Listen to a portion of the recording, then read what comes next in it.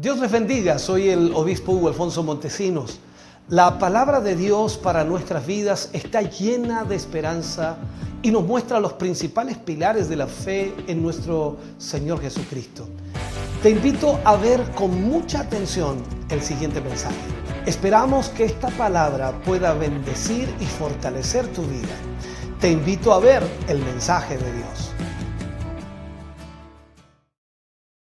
Vamos a ir a la palabra del Señor y vamos a buscar en nuestra Biblia, en Primera de Corintios, capítulo 6, versículos 19 y 20. E iniciaremos allí, por supuesto, para hablar en el día de hoy acerca de lo que es la mayordomía de nuestro cuerpo y también de nuestro tiempo.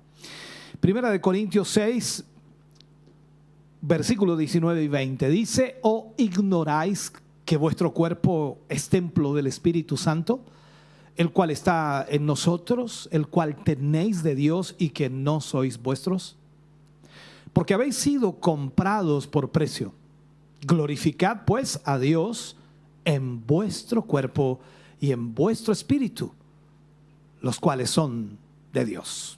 Oremos al Señor. Padre, en el nombre de Jesús vamos ante su presencia, dando gracias, Señor, por su amor y misericordia, porque podemos a través de esta palabra, Señor, ser ministrados, ser educados, guiados y enfocados, Señor, en una forma especial para poder entender, Señor, lo que debemos hacer con nuestro cuerpo. Gracias, Dios mío, porque hoy recibiremos instrucción.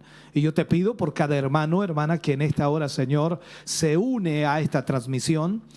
Te pedimos que tu Espíritu pueda tocarles, tu Espíritu pueda ministrarles y a través de esta palabra, cada uno de ellos, Señor, sea edificado y bendecido. En el nombre de Jesús lo pedimos. Amén y amén, Señor. Vamos a hablar entonces en el día de hoy la mayordomía de nuestro cuerpo y de nuestro tiempo. Hemos estado hablando acerca de la mayordomía cristiana y por supuesto yo creo que ya muchos de ustedes han seguido esta temática.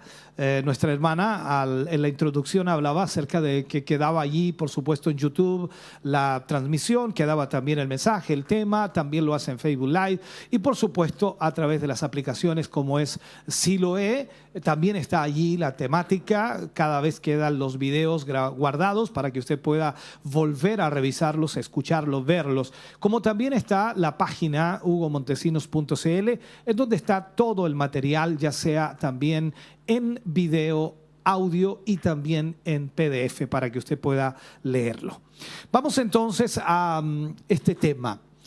Como hemos dicho desde el inicio de esta temática, la mayordomía del cristiano incluye todas las áreas de nuestra vida, todas las áreas de nuestra vida.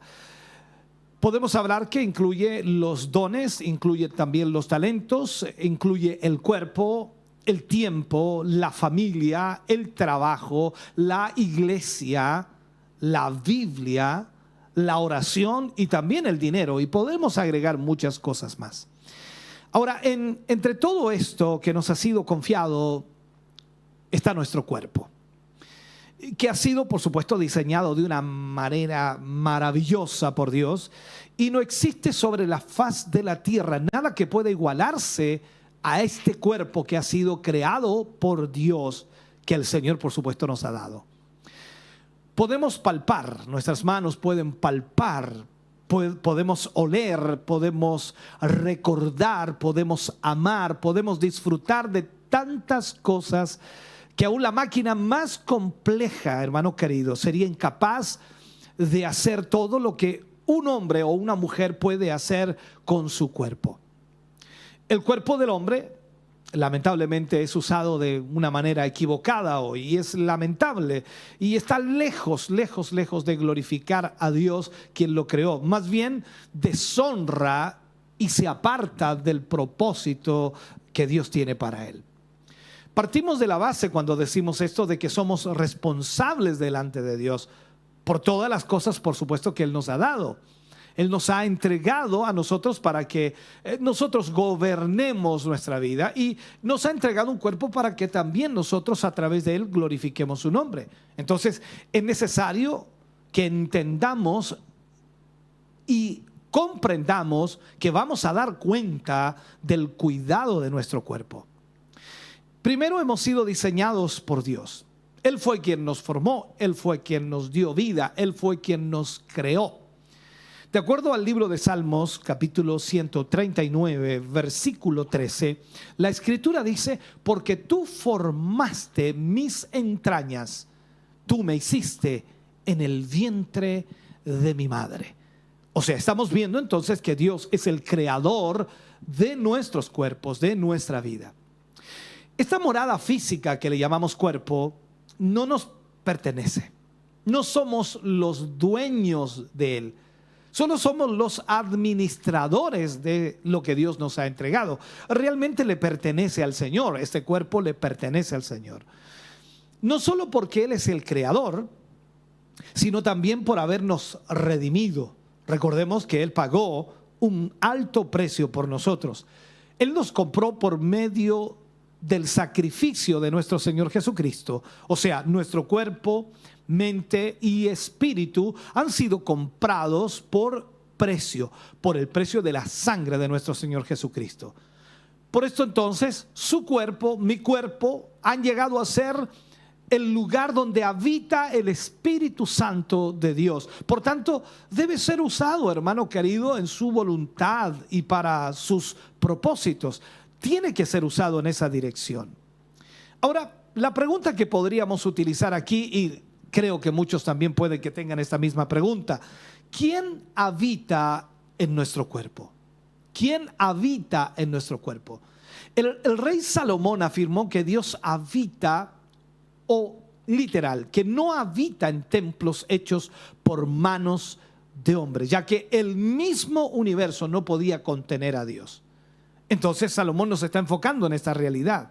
Dios habita en nuestro corazón. Y por este motivo, entonces, cualquier atentado contra nuestro cuerpo se convierte en un atentado contra el templo del Espíritu Santo. Recuerdo cuando vino esta explosión social, que así le llamaron, año 2019, y comenzaron a destruir todo, y entre eso mismo a destruir templos religiosos. Algunos los rayaban y ponían una cantidad de cosas, otros los quemaron. En fin, cuando vimos eso, mucha gente salió al paso y mucha gente también dijo: ¿cómo pueden hacer tal cosa? ¿Cómo pueden hacer aquello? ¿Por qué? Porque es un hecho entonces que hacer aquello es un atentado contra el templo de Dios. Y estábamos hablando de cosas físicas, o sea, el templo físico, que era el lugar donde la gente se reúne. Dios no habita en templos hechos por mano de hombre, o sea, Dios no habita en esos lugares físicos como en este mismo templo que hoy yo estoy aquí. Él no habita en este lugar físico, sino que Él habita en el corazón del hombre. Ahora, ¿por qué pongo esto en la mesa, por decirlo? Es porque mucha gente, lamentablemente, está haciendo un atentado contra el cuerpo que le pertenece al Señor. Y es una realidad. Entonces, un atentado puede ser con la comida, con la bebida, con el descanso, con los tatuajes, con los piercers, con lo que sea. En realidad, un atentado puede ser de muchas maneras. Ahora, el cuidado de nuestro cuerpo es una exigencia para que el templo del Espíritu Santo esté en perfectas condiciones, que honre y que alabe, por supuesto, a aquel que mora en nosotros. O sea, ese es el cuidado que debemos tener. En nuestra sociedad, hermano, hay una exagerada o una exageración al culto al cuerpo.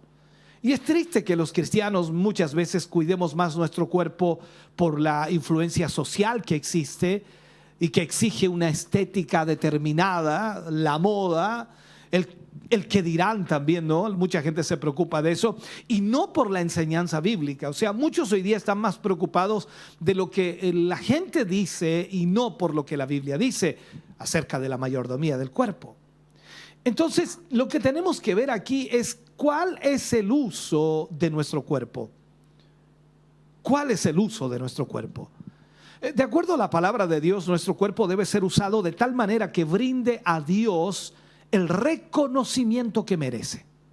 O sea, En nuestro caso, sería reconocerlo como nuestro Creador, como nuestro Señor y además como nuestro Salvador. En Romanos capítulo 6, versículo 12 al 14 dice: no reine pues el pecado en vuestro cuerpo mortal. Eso es lo que dice. Ya, Romanos capítulo 6, versículo 12 al 14. No reine pues el pecado en vuestro cuerpo mortal, de modo que lo obedezcáis en sus concupiscencias, ni tampoco presentéis vuestros miembros al pecado como instrumentos de iniquidad, sino que presentaos vosotros mismos a Dios como vivos de entre los muertos y vuestros miembros a Dios como instrumentos de justicia. Porque el pecado no se enseñoreará de vosotros, pues no estáis bajo la ley, sino bajo la gracia. Entonces, aquí es donde nosotros tenemos que entender. En estos versículos Pablo nos habla de aspectos muy importantes, muy serios también, acerca de la mayordomía del cuerpo. No podemos tomar la decisión de obedecer a impulsos de pecado. No podemos hacer de nuestros cuerpos instrumentos al servicio del pecado, ya que nuestro cuerpo no es nuestro. No es nuestro. De forma contraria, podemos ofrecer nuestros cuerpos como instrumentos al servicio del bien. Así que mi cuerpo puede convertirse en un colaborador de Dios para la construcción de su reino o en un colaborador de Satanás para la destrucción del plan de Dios. Aquí no hay término medio. O somos de Dios o no lo somos. Y esa es la realidad que debemos nosotros entender. Ahora, la palabra nos manda a honrar a Dios con nuestro cuerpo. Y cuando hablamos de nuestro cuerpo podemos abordar muchas áreas, pero por el momento profundizamos solo en dos de ellas. Vamos a ver esto. Vamos a ponernos en esta posición: la alimentación y el estilo de vida. Vamos a enfocarnos en ello. Hay muchas veces malos hábitos, como una alimentación insuficiente o incluso carente de los nutrientes que necesitamos diariamente, que van lamentablemente destruyendo el cuerpo. Por otro lado, la alimentación basada en productos altos en grasas, en sodio, azúcar, comidas más abundantes de lo necesario, son acciones diarias de despreocupación e irresponsabilidad que tarde o temprano nos llevarán a enfermar, tarde o temprano. Alguno podría preguntarse, por ejemplo, si fumar es pecado o no. Y a mí me han hecho mucho esa pregunta, muchas personas me la han hecho. Y a pesar de que la Biblia no habla de esta práctica, ya que por supuesto es relativamente moderna, el fumar, la palabra fumar, ¿ya? Entonces, sí sabemos a través de la palabra que se nos ha recomendado y encomendado al mismo tiempo la importante misión de cuidar el templo de Dios. Y es sumamente conocido y estudiado el hecho de que el cigarrillo contiene sustancias que provocan no solo adicción, sino que también son altamente tóxicas para nuestro organismo y que finalmente derivan en cáncer y en muerte prematura. Por lo tanto, no necesitamos que diga la Biblia no fumarás, sino que nos damos cuenta que eso daña el cuerpo. Por lo tanto, nadie debiera fumar. En ocasiones olvidamos que alimentarnos bien, mantenernos activos físicamente, tener un adecuado descanso y abstenernos de ciertas sustancias son formas de cuidarnos de enfermedades o mantener aquellas que ya podemos tener controladas. Entonces es la forma en que velamos por cumplir con esa responsabilidad tan importante dada por Dios y que nadie, por supuesto, puede hacer por nosotros. Solo nosotros podemos cuidarnos.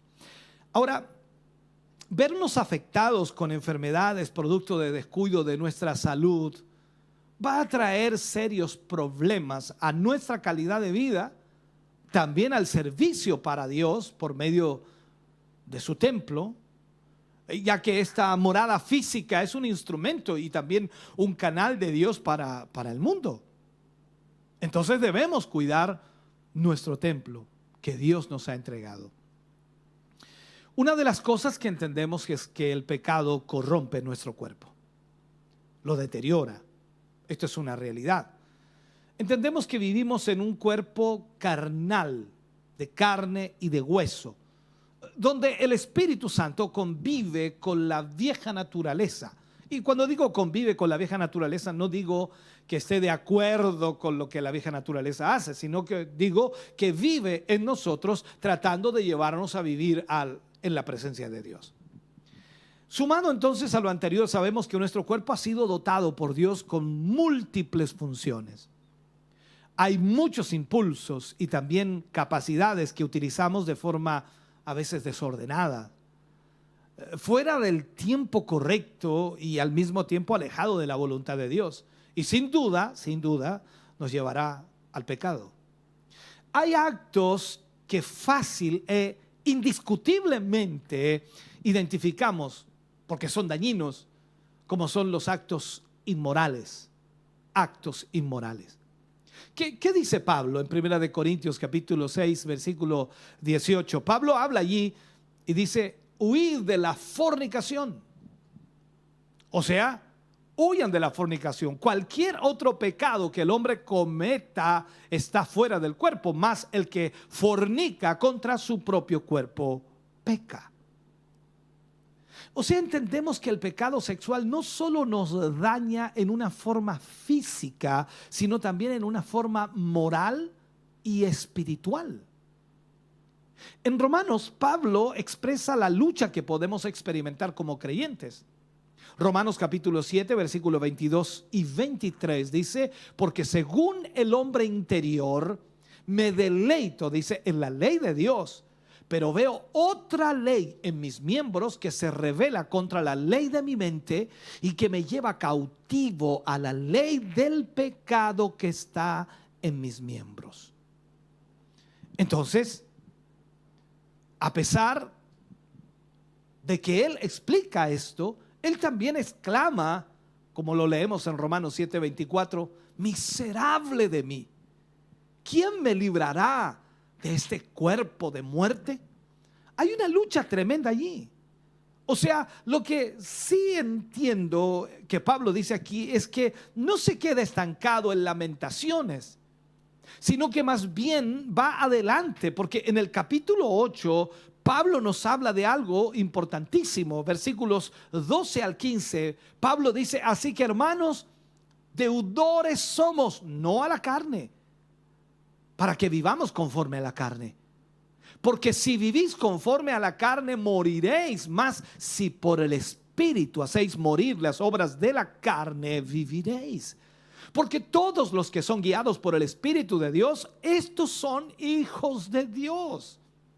Pues no habéis recibido el espíritu de esclavitud para estar otra vez en temor, sino que habéis recibido el espíritu de adopción, por el cual clamamos: Abba, Padre. Sabemos entonces que nuestros pensamientos, que nuestros deseos e incluso nuestras intenciones son expresadas a través de las acciones que, por supuesto, llevamos a cabo por medio de nuestro cuerpo. Absolutamente todas. Pero como dice el pasaje, como creyentes no debemos vivir conforme a los deseos de la vieja naturaleza o de la carne que corrompen el templo de Dios. Entonces entendamos lo que Pablo está diciendo. Lo otro que podemos ver, y es importantísimo, es que el Hijo de Dios debe saber administrar sabiamente su tiempo. Cuando vamos al Antiguo Testamento, el libro de Eclesiastés, y allí por supuesto se escribe en el capítulo 3, versículo 1 al 9, dice: todo tiene su tiempo, y todo lo que se quiere debajo del cielo tiene su hora. Tiempo de nacer y tiempo de morir. Tiempo de plantar y tiempo de arrancar lo plantado. tiempo de matar y tiempo de curar, tiempo de destruir y tiempo de edificar, tiempo de llorar y tiempo de reír, tiempo de endechar y tiempo de bailar, tiempo de esparcir piedras y tiempo de juntar piedras, tiempo de abrazar y tiempo de abstenerse de abrazar, tiempo de buscar y tiempo de perder, tiempo de guardar y tiempo de desechar, tiempo de romper y tiempo de coser, tiempo de callar y tiempo de hablar, tiempo de amar y tiempo de aborrecer, tiempo de guerra y tiempo de paz. ¿Qué provecho tiene el que trabaja de aquello que se afana o de aquello en que se afana? Entonces veamos esta realidad. Hay en esta realidad, hermano querido, algo importante y nosotros debemos entender que todo tiene su tiempo. El tiempo es un regalo que Dios nos da a todos sin hacer distinción. Cada persona, sea trabajadora o perezosa, sea pobre o sea rica, reciba lo que reciba en su vida, y todos y cada uno de nosotros tenemos el mismo tiempo. ¿Sabía usted que hoy día usted ha tenido el mismo tiempo que yo he tenido? ¿Sabía usted que usted tiene las mismas 24 horas que yo tengo en el día? Mis 24 horas no son más largas que las suyas, ni las suyas son más largas que las mías. Son 24 horas exactamente igual. Por eso puedo decir entonces que recibimos 24 horas al día para cumplir con lo que tenemos que hacer, ya que el tiempo es algo que Dios nos ha dado. Ahora, nosotros tenemos que reconocer que Él es el más indicado para decirnos cómo debemos utilizar nuestro tiempo. Salomón escribe en el libro de Eclesiastés que todo tiene su tiempo y lo leíamos recién. El labrador observa cuidadosamente los tiempos para efectuar su siembra y poder obtener los preciosos frutos o las preciosas cosechas para el sustento de su familia. Pablo también expresa eso y dice que el tiempo es corto. El tiempo es corto. En la carta a los Efesios, el apóstol Pablo hace la siguiente exhortación. Efesios capítulo 5, versículo 16. Dice, aprovechando bien el tiempo, porque los días son malos. ¿Me está oyendo? Los días son malos y hay que aprovechar bien el tiempo. ¿Cómo lo está aprovechando usted? Todo creyente debe ser sabio en aprovechar su tiempo. Tenemos una vida y ese tiempo de vida debemos aprovecharlo debido a que está pasando prontamente.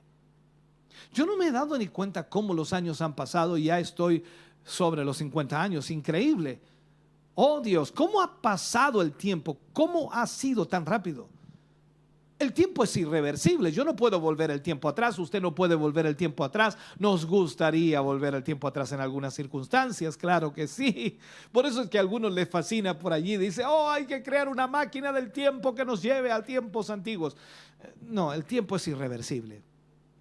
Ahora, por este motivo, Pablo aconseja a Timoteo y le dice, ocúpate de la lectura, ocúpate de la exhortación y ocúpate de la enseñanza.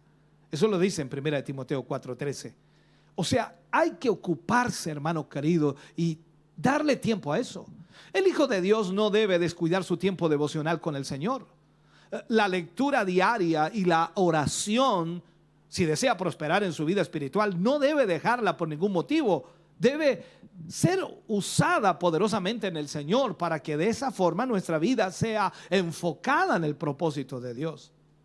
Entonces, cuando hablamos de la mayordomía del tiempo, es necesario poner un fundamento bíblico. El tiempo es algo que le pertenece a Dios, totalmente. David escribe en el Salmo 31, versículo 15, él dice, en tu mano están mis tiempos. Líbrame de la mano de mis enemigos y de mis perseguidores. En tu mano están mis tiempos. Esta es una gran verdad. Dios nos otorga el tiempo en segundos, en minutos, en horas, en días en años. Pero solamente Él sabe cuándo esas unidades de tiempo van a terminar o cuánto de esas unidades de tiempo vamos a tener cada uno. Es una realidad. Dios sabe cuántos años yo viviré. Dios sabe cuántos años usted vivirá. Y algunos dicen, voy a vivir tantos años con tantos meses, con tantos días, con tantas horas, con tantos minutos y con tantos segundos. Oh. Por más que nos esforcemos, hermano querido, no podemos añadir ni quitar un solo segundo al tiempo que Dios nos ha dado para estar en este mundo. El tiempo es de Dios. El tiempo es de Dios. Ahora, si el tiempo no es nuestro, entonces nosotros no somos sino solo administradores y mayordomos del tiempo que Dios nos ha dado. Algún día vamos a tener que dar cuentas a Dios de la forma como hemos administrado ese tiempo que es de Él. En Colosenses capítulo 4, versículo 5, dice, andad sabiamente para con los de afuera, redimiendo el tiempo.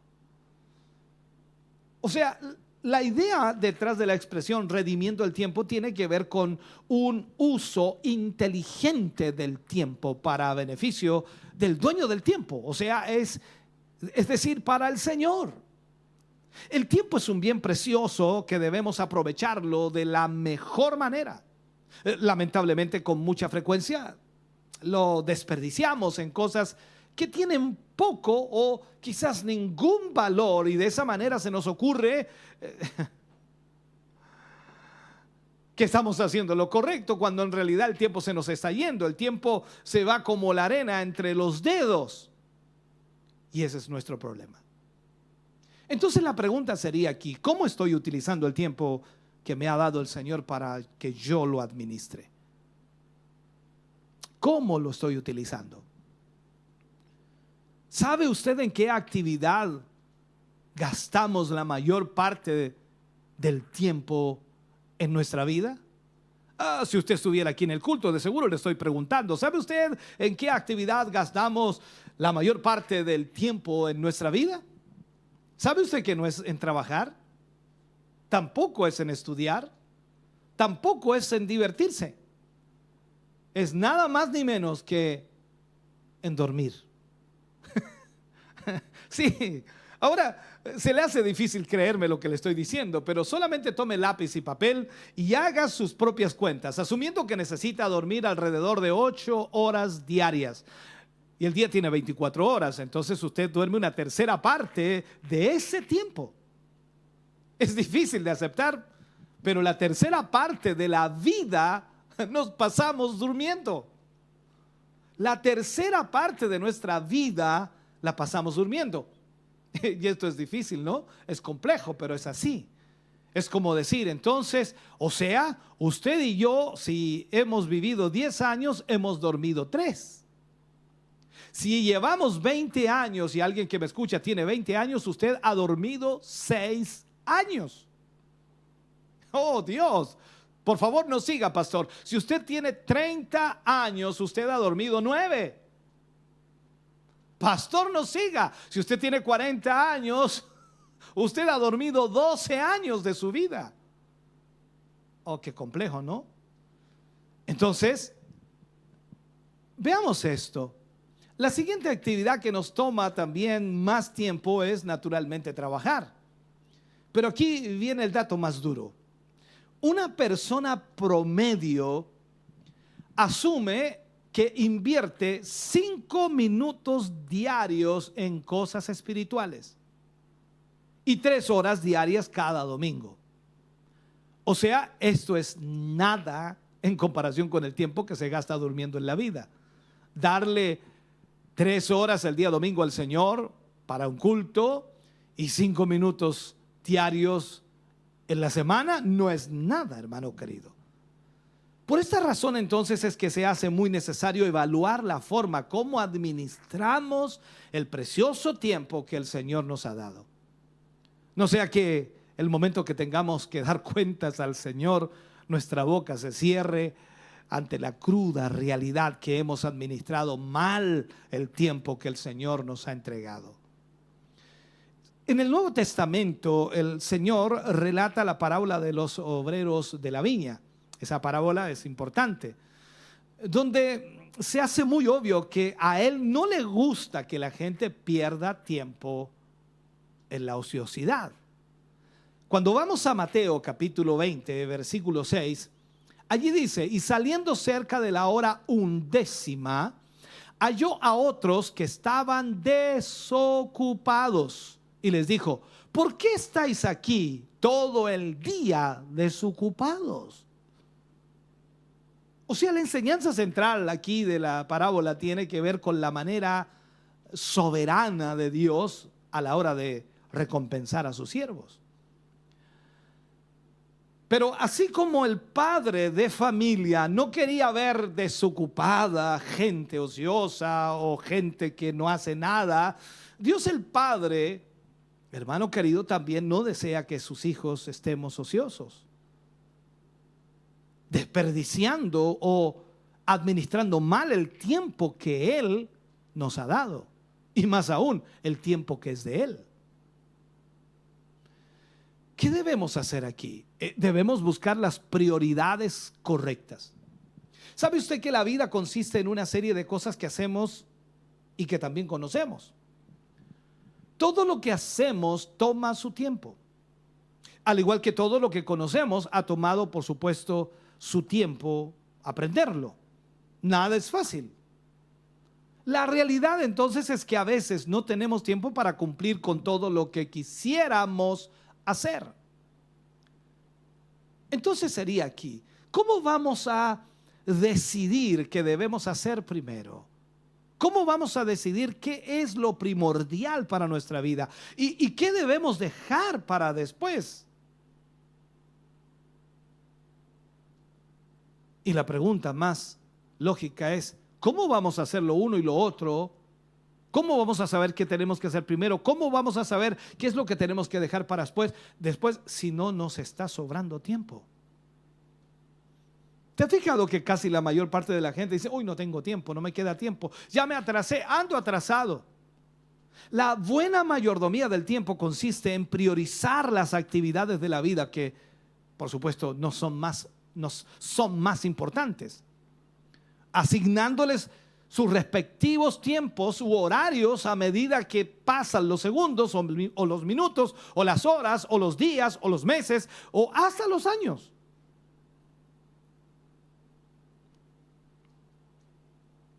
Entonces Dios quiere que Él sea el primero en todo.